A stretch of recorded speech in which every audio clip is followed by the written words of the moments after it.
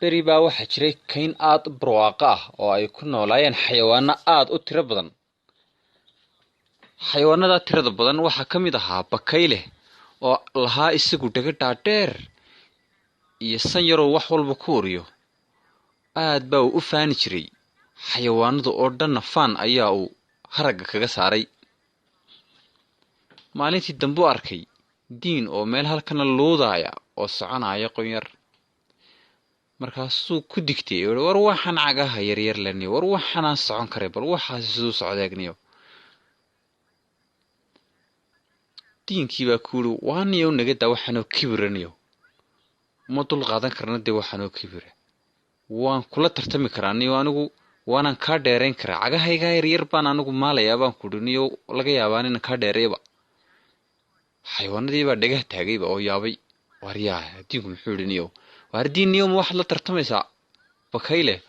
haa, diyaar baan u ahay inaan la tartamo weliba ka badiyo. idinku hay calool jileecina niyo, anaa ka badinayo casharo dhigaya inanka yari kibirka badan leh. idinku noo qabta tartan, meeluu ka dhammaado, meeluu ka bilaabmo iyo meeluu ku dhammaado. waa niyo maxaad iska kalifaysaa niyo buu ku leeyay bakaylo. niyo maxaad iska kalifaysaa niyo, maadaa socon karaayaba niyo.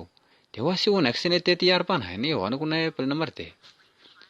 idinku noo qabta niyo waqti niyo. 1 2 3. bakaylihii ayaa goostay. markuu 3 sakadood ka wareegay ee uu waayey wax diinahoo soo socda baa uu istaagay. aad buu u fiiriyey saaxab ma soo socdaanba. markaasuu yidhi waa niyo iska yar saxana niyo, iska yar saxana waxay diinkanaan sooba soconin niyo. war waan iska yar saxanaya anigu iyo markan hurdada ka dhargaawan baan dib yar cararaya, deedna markaasan gaadhaya markiiba meeshii tartanka uu ku dhammaanaynayo. hurdo dheer baa la tagtay, deetana diin bahalkii bakaylihii la tagtay. diinkiina socodkiisii yara gaabnaabuu iska sii watay ilaa uu soo taabtay gidaarkii lasoo taabanayay ee tartanku uu gaadhayay. kadibna wuu ka soo noqday, waxaanu ku soo noqday halkii uu ku dhammaanayay ee markii hore xariiq laga jeexay.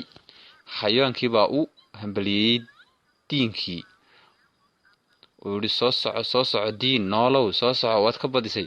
bakaylihii baa eegay saa waxba wuu waayey. mar dambe uu soo cararay diinkii oo hambaliyo iyo ubax saa loogu daadinayo.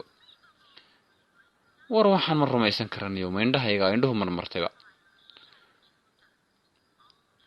diinka waa uu kaa badiyey, waa la hambaliyey diinkii, waa lagu markhaati furay. waa niyow kibirka naga daa. diinkii baa ku yidhi waa niyow kibirka jooji, waan kaa badiyey anigu, makhluuq yar baa tahay, waxaasoo kibira naga kala yaree, dadka ka mid noqo. maalin dambena dadka ha u faanin, la mid un baa tahay niyow. maalin dambe ma uusan faanin,